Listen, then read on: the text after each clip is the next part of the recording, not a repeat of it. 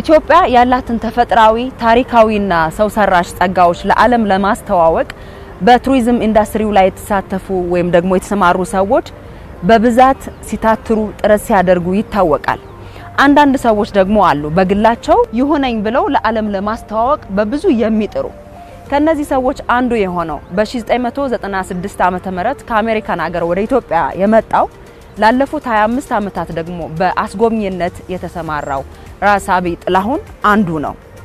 ራስ አብይ ጥላሁን ላለፉት 25 ዓመታት ከአሜሪካኖች፣ ፈረንሳዮች፣ ካናዲያን፣ አፍሪካን አሜሪካኖችና ሌሎች የውጭ ዜጎች ኢትዮጵያን በብዛት እንዲጎበኙ ምድሪቱን እንዲያውቋት ያላትን ጸጋ እንዲጋሩ በማድረግ ተክኖበት እነዚህ ስራዎች ደግሞ ምስክሮቹ ናቸው። Après, quand tu vas terminer cette école-là, tu vas y aller aussi à la Libella? Oui, je rêverais de partir vivre là-bas.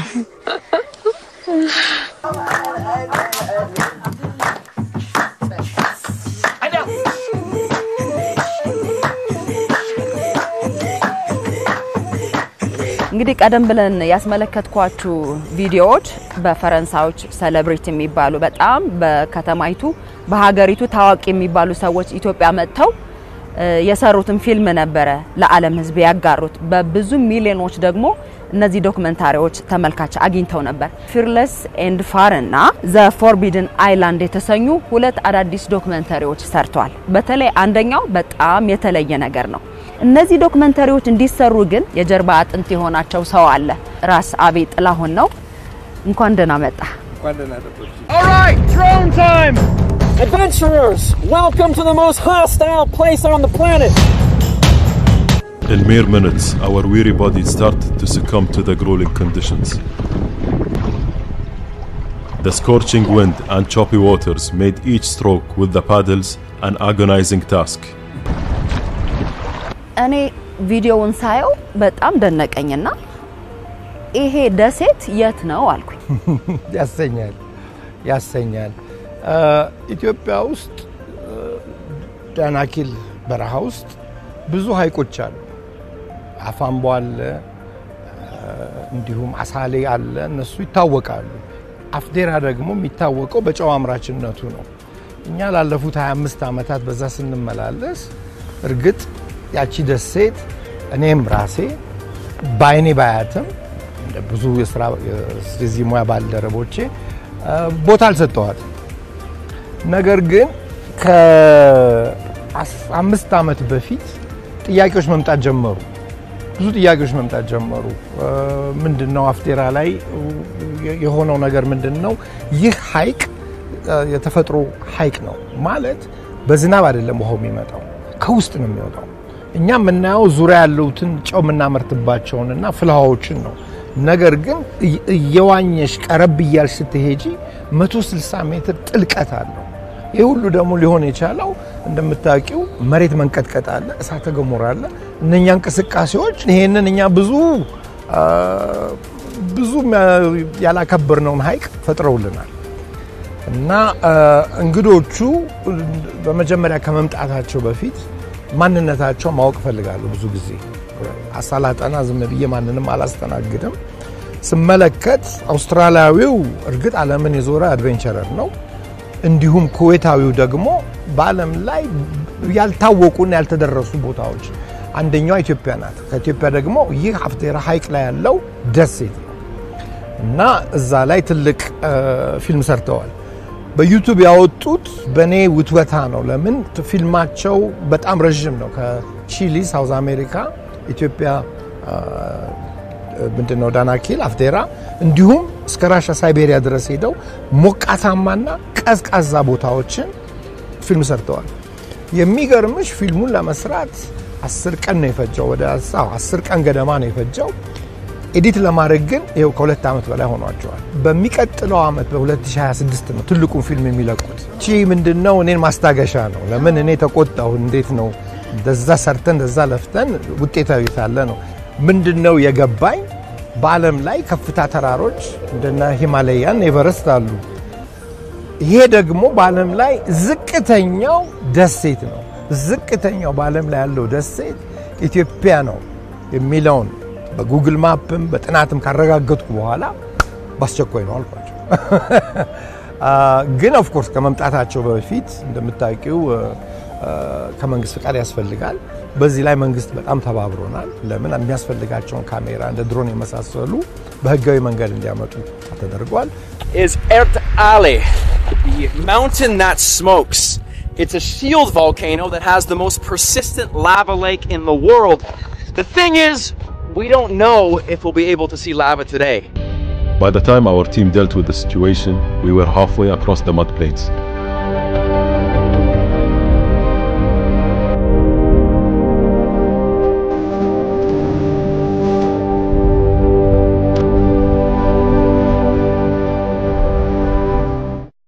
forbidden city ይባላል ቤጂንግ ውስጥ የድሮ የቻይና ነገስታት የሚኖሩበት በጣም የተከለከለ ገባሽ አባባል የተወሰኑ ህዝቦች የሚሄዱበት ቦታ ስለዚህ እነሱ ብልጦች ናቸው ብዙ ወጪ ስላወጡበት ለማርኬቲንግ እንዲያመቻቸው ተመልካቹ አይኑ እንዲስብ የተከለከለው ደሴት የት ነው ይሄ ለምን ተከለከለ ምናም ብሎ ተመልካቹም አዋቂውም ሁሉም እንዲስብላቸው ለማርኬቲንግ እንዲሁም ደግሞ ያ ደሴት ብዙ ሰው አልሄደበትም የሚገርምሽ ጣሊያን ወረራ ጊዜ ትልቅ ኤክስፔዲሽን ወይም ደግሞ ትልቅ ቡድን አቋቁመው እዛ ቦታ ድረስ መጣው አይተውታል ለዛ ነው የጣሊያን ስም የተሰጠው ፍራንቼቲ አይላንድ የሚባለው እና በዛ ሰዓት እዛ አካባቢ ያሉት አፋሮች አገር አስደፋሪ አይደሉም እነኛን ጣሊያኖች አገቷቸው ጣሊያኖቹ በሬዲዮ በመጥ ብለው እንግሊዞች ካስመራ በአውሮፕላን መጥተው ነው ያዳኗቸው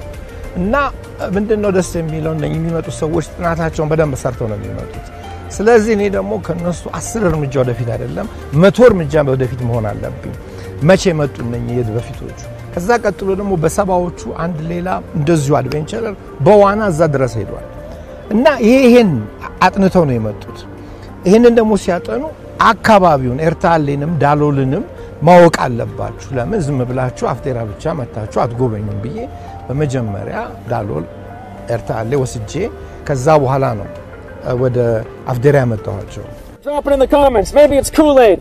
እንደ ነገር በጀልባቸው ሆነው ሊሄዱ ሲሉ ሌሊቱ ሙሉ ይህ ነው የማይባል አውሎ ነፋስ መጣ ወጥቷል እኛ ያሰመርነው አንድ አቅጣጫ ነበር ያ አቅጣጫ መቀየር ተገደደ ስለዚህ አፍዴራን ዞረን በዛኛው ማዶ ሄደን ነው ውሃው ላይ የወጡት ደግነቱ ንፋስም ተፈጥሮ ማግዟቸው ንፋሱ አንሳፎ ደሴቷ ላይ ያደረሳቸው ደሴቷ ላይ ከዚህ በፊት የመጡት ተጓዦች ያስቀመጡትን ፋይል እንትናዩ በድሮን ስለሆነ እኛ ያያየናቸው ነበር ከትንሄት በዳርቻ ከዛ ተመልሰን አፍዴራ ከነበረው ካምፓችን ጠበቅናቸው እንደገና አሁንም ያ ንፋስ ለበጎ ሆኖ አንሳፎ አመጣቸው ያለ ምንም አደጋ ምናምን እና ይሄ ትልቅ ለኔ ድል ነበር ለምን ብትይ ምንም ሳይሆኑ ምንም ሳይጎዱ ጫውም ሳይበላቸው ሳይሰምጡም መመለሳቸው እና ፊልሙ ደግሞ ለመታየት መብቃቱ ለኔ ትልቅ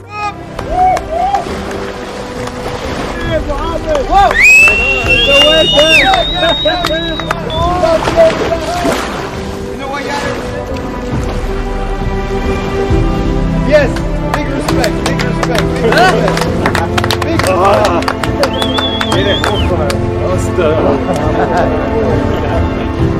You are real Rasta people now. Thank you, Cook. Because of your energy, you're good. My name is Dario Fosen. I'm a writer and a part-time explorer. ስሜ ሎሪዮ ፎዘን ይባላል ወደ ተለያዩ የዓለማችን ክፍሎች ጉዞ ያደረኩ ዶክመንተሪዎችን እሰራለሁ በዚህም እጅግ አስደናቂ የሆነ የተፈጥሮ መልክዓ ምድሮችን በማየቴ በተወሰነ መልኩም ቢሆን የተፈጥሮን ድንቅነት ተመልክቻለሁ በኢትዮጵያ አፋር አካባቢ የተመለከትኩት ግን በብዙ መልኩ ይለይብኛል እንደ አውሮፓውያን አቆጣጠር ከ5 ዓመታት በፊት በ2020 የዶክመንተሪ ስራዬን ጨምሮ ለማድርገው የተለያዩ ጥናታዊ ምርምሮች አጋዥና ትልቁን ግብዓት ማግኘት የቻልኩት ኢትዮጵያ ውስጥ በሚገኘው የተፈጥሮን ጸጋን ከታደለው አፋር ምድር ነው አፍዴራ ከተደነቁባቸው ስፍራዎች ውስጥም አንዱ ነው ከፍተኛ የሆነ ተፈጥሯዊ የጨው ምርት በአካባቢው መመልከቴ ብሎም ሌሎች ተፈጥሯዊ ሁነቶች ረዘም ላለ ጊዜ በስፍራው በነበረኝ ቆይታ በብዙ መልኩ ተጠቃሚ እንደሆነ አድርጎኛል በአፋር የሚገኘው እሳተ ጎመራ ሌላኛው አግራሞትን የጫረብኝ ሁነት ነው። እኔ በበኩሌ ለማደርጋቸው ጥናቶችም ሆነ መሰል ሁነቶች በቀጣይነት ወደ ኢትዮጵያ የመጓዝ እቅድ እንዲኖረኝ ምክንያት ሆኗል። ይህን አስደናቂ ቦታ ሌሎችም ብታዩት ጥሩ ነው እላለሁ። Well, greetings everybody from Boise in Idaho. My name is James Allen. ሁላችሁም እንዴት ናችሁ? ጤናችሁ የተጠበቀ ነው? ስሜ ጄምስ አለን ይባላል። ከአውስትራሊያ ሲድኒ ወደ በርካታ ሀገራት ጉዞዎችን አድርጌ የየሀገራቱን የተለያዩ ታሪካዊ ሁነቶችን ጨምሮ ብዙ ነገሮችን መመልከት ችያለሁ። ወደ ተለያዩ የዓለማችን ሀገራት ጉዞዎችን ሳደርግ በግሌም በቡድንም ሆነን እንዲሁም መንግስት በሚያመቻቸው የተለያዩ የጉብኝት መርሃ ግብሮችን በመጠቀም ሲሆን ጉዞ አድርጌባቸው በጣም ከተደሰትኩባቸው ሀገራት ኢትዮጵያ አንዷ ናት። በተለይም ደግሞ በትግራይ አካባቢ የነበረኝ ቆይታ የተለየ ነበር። አስደናቂ መልካም ምድራዊ አቀማመጥ የህዝቡ ታሪክና ባህል በራሱ በእጅጉ አስደማሚ ሆኖ አግኝቼዋለሁ። ጉዞዎችንና ጉብኝቶችን የማድረግ ሐሳብ ካላችሁ ወደዚህ አካባቢ መዳረሻችሁ ብታደርጉ አስደሳች ጊዜን እንደምታሳልፉ እምነት አለኝ። ኢትዮጵያ በራስ አብይ ልብ ውስጥ እንዴት ነው የተሳለችው? ሁሌ ይደንቀኛል። ሀገሬን ጸጋዋን ሀብቷን ዓለም ይወቅልኝ ስትል ሰማሃለሁኝና እንዴት ሀገርህን ብትወድ ነው አልልህም። ብትወድ ትችላለህ፣ ግን ያንተ ፓሽን ደግሞ ይለያል። በጣም ብዙ ዋጋ መክፈልን ስለሚጠይቅ እሱን ነገር ብታጫውተኝ ደስ ይለኛል። ይሄ ካስተዳደግም ይጀምራል። ቤተሰብ ገባሽ በስነ ስርዓት እና ሀገር ወዳድ ሀገራችን እንድንወድ ወገኖቻችን እንድናከብር አድርገው ያሳድጉናል። ከዛ ደግሞ ስደት እንሄዳለን። ስደት ላይ አገረቢስ መሆኑን እንዴት ውርደት ተቶሻ እንደ ቆሻሻ ነው የምትታዩ። ደግነቱ ኢትዮጵያ አምላክ በስደትም ላይ ጅቡቲ 4 አመት ሲቀመጥ ያው ፈጣሪ አብሮን ነው ያለው። ግን እንትኑ ይጀምራል፣ ጉጉቱ ጸጸቱ ይጀምራል። እኔ ደግሞ ደሴት ላይ ነው የኖርኩት እዛ ሀዋይ የሚባል ደሴትና ቱሪዝም በጣም እንዴት እንደሚሰራ በደንብ አይቻሉ ታዝቤያለሁ። አሜሪካኖቹ ራሳቸው አቅም የላቸውም እዛ ድረስ ለመሄድ። ጃፓኖች እንዲሁምና አቅም ያላቸው አሜሪካኖች ነው የሚሄዱት። ሀዋይ ደሴት የኢትዮጵያ ተቃራኒ ባለም ማፕ ላይ ብታዩ በኢትዮጵያ ተቃራኒ ያሉ ደሴቶች ናቸው። እና እዛ ሆኜ ነው እሳተ ገሞራ የሚያጠኑ እነኚህ ተራራው ላይ ያሉ ኦብዘርቫቶሪ ያሉ ምንድነው ኮከቦችን የሚያጠኑ ሰዎች አሉና በጣም ጥያቄ አበዛውባቸው። ምን ያስፈልጋል ኮከብ ለማጥናት እዚህ ቦታ ላይ ምናምን ስላቸው ከየት ነው የመጣው ከኢትዮጵያ ስላቸው ዋናው ቦታ ከኢትዮጵያ እንዴ ኢትዮጵያ ያለችበት ቦታ አቀማመጥ ልዩ ነው እና እሳተ ገሞራውን ብትፈልግ ተራራውን ብትፈልግ ሸለቆውን ብትፈልግ ሀይቁን ብትፈልግ ሁሉ ያለው እዛ ያ እንትን ይፈጥርብሻል፣ ጉጉት ይፈጥራል። ያ ጉጉት ስደት ላይ ስለሆነ ልታሟየዋችን። ስለዚህ አገር ቤት መመለስ ያስፈልጋል። አገር ቤት ስመጣ እንዳየሁት ቱሪዝሙ ያው እንቅስቃሴ ላይ ነው። ነገር ግን አውራ ጎዳናውን ተከትለን ሁሉ የምንሄደው እና የኔ ትልቁ አላማ ከአውራ ጎዳናው ወጣ ብለን ያለችውን ኢትዮጵያ ማሳወቅ። Touching? No. Don't touch. I got it's the smell, right? It burns a little. Burns your throat. ስንት አመትህ ነው? እድሜ ነው ገምጪ እስቲ 65 አመት ነው። ኧረ እባክህ የዛሬ 4 አመት ነበር የተገናኘ ነው። ትክክል። እኔ ብዙ ለውጥ አለኝ ፊዚካሊ። አልተሰማህም እንደዛ? ማንቺ አሁን እናት ነሽ፣ ሁለት ጊዜ እናት ስለሆንሽ ያው በሴትነትሽ ያው ምንድነው ጸጋው ምንም አርፎብሻል። አንተ ግን እንደዛው አላረጀም። እንደውም ቱር የሚያደርግ ሰው በጣም በረሃ እንደዚህ የሚሆን ሰው ተውሎ ያረጃል ይባላልና ስራህን ስለምትወደው ይሆን እንደዚህ ወጣት ይሆን ከምትሄደው? ጸጉር ብቻ ነው የሸበተው። እሱም እኔም አለኝ ሽበት። ጸጋ ነው መመሰለሽ። አኗኗርሽ ማወቅ አለብሽ። ብዙ ቃለ መጠይቆች እናገራለሁ። ኢትዮጵያ የሚታይ ብቻ ነገር ሳይሆን የሚበላ ሁሉ ጸጋ አላት። እኛ ብዙዎቻችን ያው ስለተሸፈነብን የውጭው ትምህርት የውጭው ምንድነው ውዥንብር ስላለብን አይታየንም እንጂ እኔ ጤንነቴን በጣም ነው የምንከባከበው። ለምን ትልቁ ቤተ መቅደስ ይሄ ነው። ይሄን በስነ ስርዓት ካልያሽው ይክድሻል። ስጋ ከሃዲ ነው እመኝ። ስጋ ቶሎ ነው የሚክድሽ። ስለዚህ ስጋሽን ውስጥሽን ያለውን ስጋብሽን ብቻ ሳይሆን ልብሽንም ቅን ማድረግ አለብሽ። ለምን መሰለኝ ይሄንን ጥያቄ ያነሳውት ምግብም የኢትዮጵያን እንዲለምዱ ታደርጋለህ። ትክክል።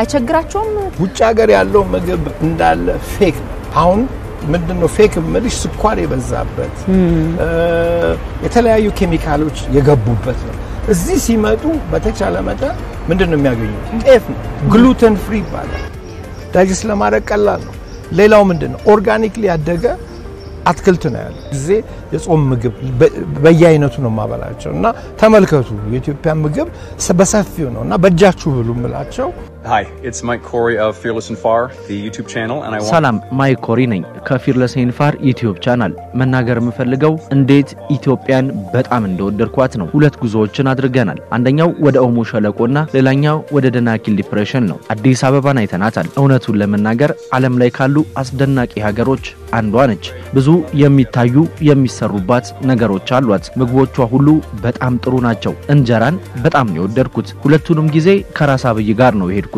በጣም አሪፍ ሰው ነው ስለ ሀገሩ በደንብ ያውቃል ጉዟችንንም ቀላልና አስደሳች አድርጎልናል ኢትዮጵያን በጣም ወድጃታለሁ ድጋሜ እንመለሳለን And Abby was saying you need imagination why Abby well you got to have imagination otherwise you won't fall asleep because the imagination will take you into the sleep mode so I can make it tonight and I will pretend to be sleeping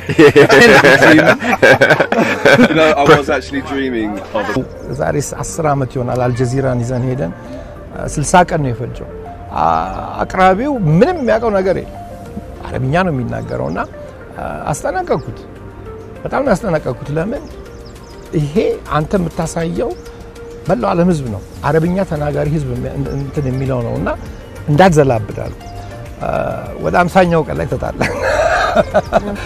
ለምን የራሳቸው ኢንተረስት ማስፈጸም ነበር እንጂ እንትን አይደለም ደግነቱ እኔም ቢቆራርጠኝ ባልታየም እኔ ተሳክቶልኛል ለምን በአረብ ሀገር ያሉ ተመልካቾች ፊልሙን አይተውታል አረብኛ ተናጋሪዎች በመላው ዓለም ያሉ ስለዚህ እኛንን አገሪቱን ምናስከብር እኛንን አገሪቱን ምናስተዋውቅ ራሳቢ ስለነበረን ቆይታ እጅግ አድርጌ ያመሰግናለሁ ደግሞ በሌላ ከፍታ በሌላ ቆንጆ አዳዲስ ያልተገለጡ ያልታዩ የኢትዮጵያ ገጽታዎች እንደምንመጣ ተስፋ አደርጋለሁ በትክክል ስራውን ጀመር ነው እንጂ ገና አልጨረስነው አመሰግናለሁ ለትውልድ የሚቀጥል ፋና ቀለማት ይቀጥላል